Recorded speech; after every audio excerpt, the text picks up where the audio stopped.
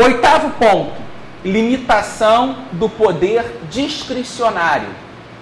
Dessa forma, o poder do Estado, tanto o do Judiciário quanto dos membros do Executivo e do Legislativo, deve ser limitado ao ordenamento e às circunstâncias do caso concreto, de acordo exclusivamente com a legislação vigente. Não podem haver arbitrariedade do poder. Nono, respeito às minorias, pois cabe ao Estado a obrigação de garantir e proteger o pluralismo social e intelectual, além de não estabelecer imposições de natureza política ou econômica a uma pessoa ou grupo em função de algumas de suas características sexuais, culturais, étnicas, religiosas, políticas ou econômicas. Da mesma forma que o Estado não pode promover grupos específicos, ele não pode discriminar. Há uma isonomia. Todos devem ser iguais perante a lei. Se eu protejo um grupo, eu prejudico os demais. Se eu puno um grupo, eu beneficio os demais. E perdemos a função jurídica de árbitro.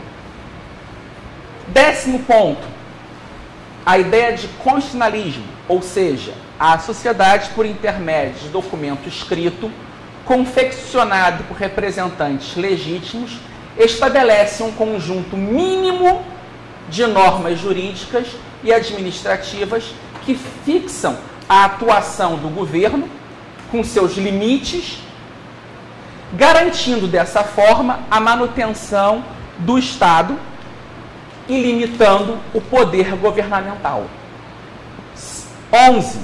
Divisão horizontal de poderes estatais, segundo o qual, para evitar a criação de um governo arbitrário e distante da sociedade, o poder do Estado deve ser dividido, conforme a proposta de Montesquieu ou outra, em diferentes esferas. No caso de Montesquieu, o legislativo que faz as leis, o judiciário que julga essas leis e o executivo que executa, ou seja, controla o aparato de polícia que vai obrigar a cumprir as leis. Podem haver mais divisões? Hayek pensava na divisão de um legislativo em duas assembleias. Uma delas seria uma assembleia governativa que uma vez na vida reuniria para checar como está a questão das leis, reformular acompanhando aquilo que os costumes da ordem espontânea criaram, explicitando isso. Mas há uma variedade. Só que o que se defende é que não se deve concentrar o poder nas mãos de uma única pessoa. Lembremos aqui da frase famosa de Lord Acton, muitas vezes simplificada ou tirada do contexto, quando ele diz: o poder tende a corromper. Ele não diz que o poder corrompe. Porque se ele falasse o poder corrompe, não existia nem o poder do pai para o filho, não existiria esse poder do professor para o aluno, porque ele usa o poder no sentido que não é só o poder, dentro daquela divisão de ontem, entre poder e autoridade do Nisbet, toda autoridade tende a corromper, porque há uma relação entre autoridade e poder. Então ele não diz que todo poder corrompe, o poder tende a corromper. O poder absoluto corrompe de forma absoluta. Então, para que não se crie um poder absoluto concentrando no Estado, e aí é uma divisão importante, o Estado é uma coisa, o governo é outra. Nós não podemos confundir, da mesma forma que nós não podemos confundir Estado com sociedade, a sociedade é uma esfera maior e dentro da sociedade existe o Estado. O Estado não é somente o governo. O governo é uma das partes do Estado. O Estado ele é mais amplo que o governo. Por exemplo, a polícia faz parte do Estado, só que não é o governo. O governo é a administração do Estado. Os juízes, eles não são o governo, mas eles fazem parte do Estado. Então, essa entidade, Estado, ela é mais ampla e incorpora dentro dela o governo, que é basicamente o executivo e o legislativo. Nessa visão, se você concentra o poder do governo, você não tem essa divisão entre o executivo e uma assembleia, você cria problemas. Qual foi uma das grandes desgraças, por exemplo, do sistema federativo americano, na minha opinião? Há duas emendas. Uma, a 16ª, que é a instituição do imposto de renda. Você, com isso, concentrou poder na União, reduzindo o poder dos estados e tirando a autonomia da sociedade. Segundo ponto, a 17ª emenda, que transforma o Senado num órgão eleito diretamente. Porque o poder americano, de certa forma, desculpa abrir essa aspa, mas geralmente, ao se discutir esses modelos, se volta muito à teoria constitucional americana, e o grande erro das sociedades latino-americanas foram tentar importar um modelo estrangeiro que não se adequava à ordem espontânea da sociedade. Cada sociedade tem que encontrar, dentro da ordem espontânea, um arranjo. Mas nesse arranjo, você tem que levar em consideração dois fatores. De um lado, chamemos tradição. O que é essa visão de tradição? Não é alguma coisa rígida. A tradição é o que foi, o que é e o que será. Ela está sempre em movimento. Tem que haver um equilíbrio entre permanências e mudanças. A tradição são algumas permanências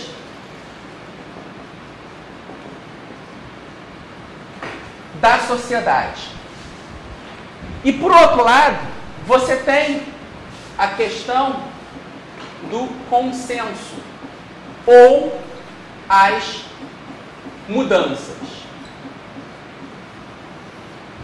Quando os pais da pátria americanos, pautados tanto na experiência prática do modelo colonial, como aquela ordem espontânea, longe do arbítrio da coroa britânica, começou a se organizar, e ao mesmo tempo, pautado na sabedoria de autores como Montesquieu, Adam Smith, Burke, criados americanos, eles colocaram como órgãos defensores da tradição, da permanência,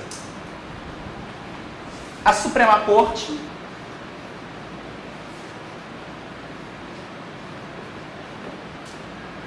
no caso, Judiciário, e o Senado,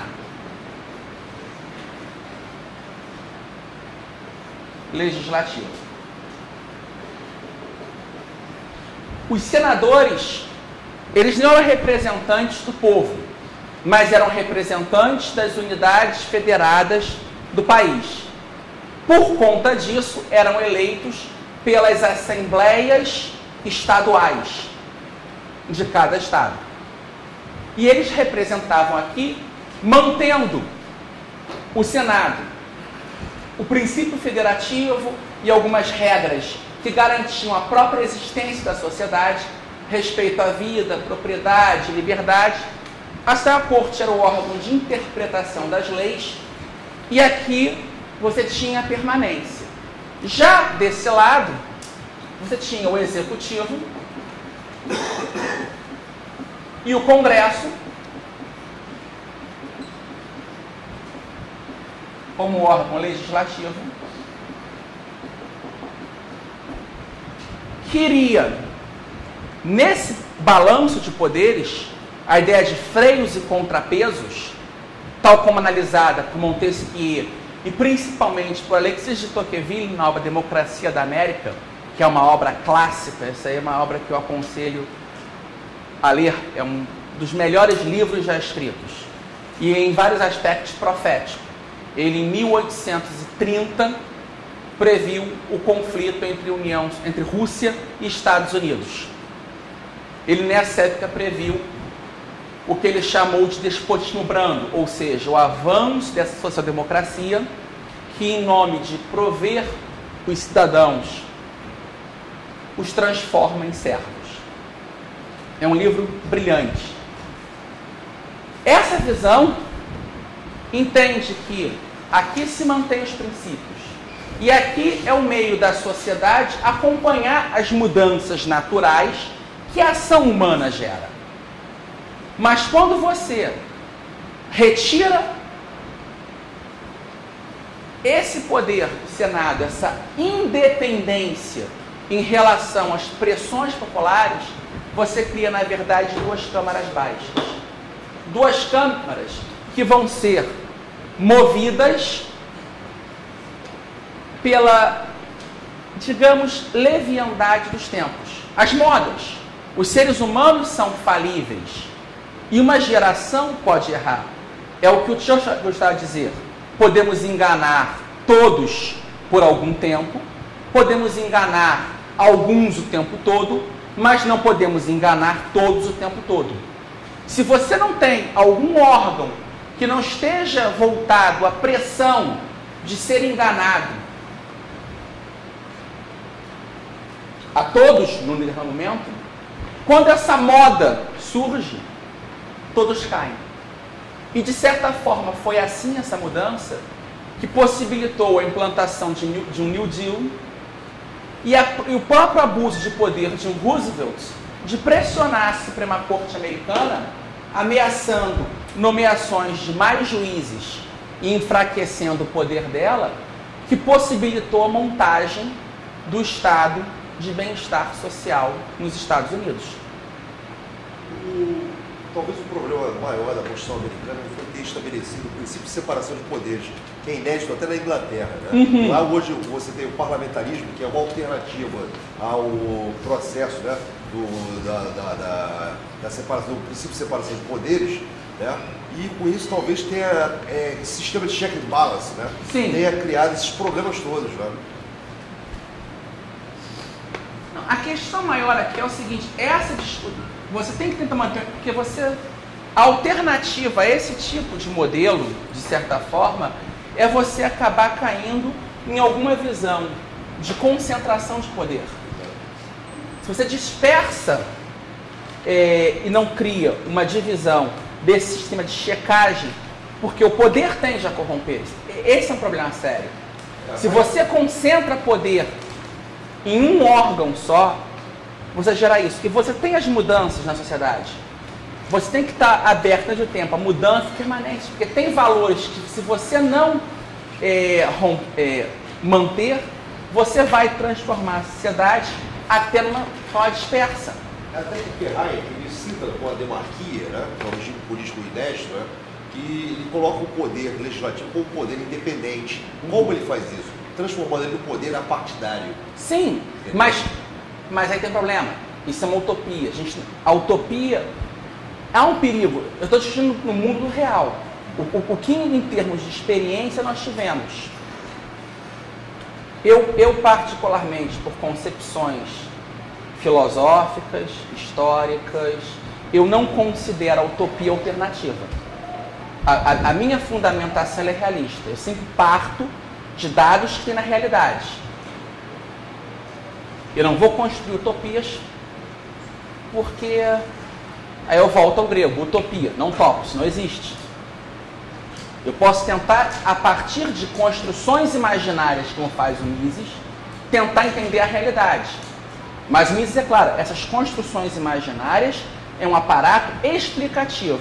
Então, voltando, após essa noção de divisão orientada do poder, tem o 12º princípio, que seria a divisão vertical dos poderes estatais, de acordo com o chamado princípio de subsidiariedade.